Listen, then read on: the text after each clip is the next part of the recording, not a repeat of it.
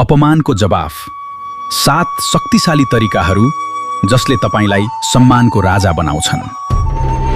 दोस्त, याद गर्नुहोस् ती पलहरू जब तपाईँ केही भन्दै हुनुहुन्थ्यो र उनीहरूले बीचमा नै कुरा काटिदिए, जस्तो कि तपाईँको आवाजको कुनै मूल्य नै छैन।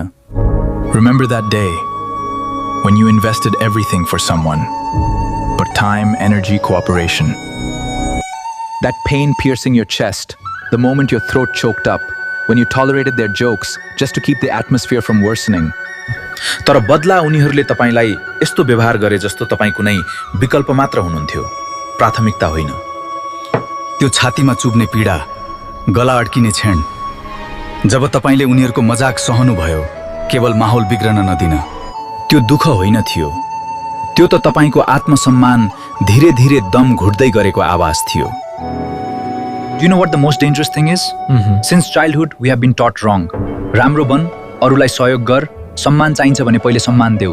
You did the same, but they underestimated you because they weren't afraid of you. Today I am telling you 7 brutal तरिकाहरू। यदि तपाईले यी 7 तरिकाहरू साँच्चै लागू गर्नुभयो भने आजपछि कसैले तपाईलाई इग्नोर गर्ने हिम्मत गर्दैन। यो भिडियोको अन्त्यसम्म तपाईँ त्यो व्यक्ति हुनुहुने छैन जसले यो सुन सुरु गर्नुभयो। तपाईँ बदलिनु हुनेछ, अलि बढी शक्तिशाली। Are you ready? Listen carefully, because today you have not only come here to learn, you have come to change. First method, the art of silence. When someone insults you, the body screams, जवाफ देऊ, नीचा देखाऊ। तर रोक्नुहोस्, उनीहरू ठ्याक्कै त्यही चाहन्छन् दार, तपाईको प्रतिक्रिया, तपाईको भावनात्मक ऊर्जा। 500 years ago, Niccolo Machiavelli understood this game. He said, जो राजा हरेक सानो कुरामा प्रतिक्रिया दिन्छ, ऊ आफ्नो सिंहासन गुमाउने तयारी गर्दैछ। डरको मौनता होइन, यो शिकारीको मौनता हो जसले शिकारको अन्तिम गल्तीको प्रतीक्षा गर्दैछ। जब तपाईँ चुप रहनुहुन्छ, तपाईले खाली ठाउँ सिर्जना गर्नुहुन्छ र त्यो खाली ठाउँमा उनी आफ्नै डर र शङ्कामा डुब्न थाल्छन्। अर्को पटक अपमान भए केही नभन्नुहोस्, उसको आँखामा हेर्नुहोस्, हल्का मुस्कुराउनुहोस् र हेर्नुहोस् शक्तिको सन्तुलन कसरी बदलिन्छ। हैन, यो हो जार, मौनताको असली शक्ति।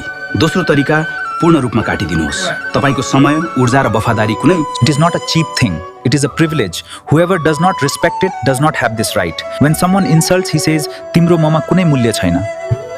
तिम्रो ममा कुनै मूल्य छैन। No, Aipto. No.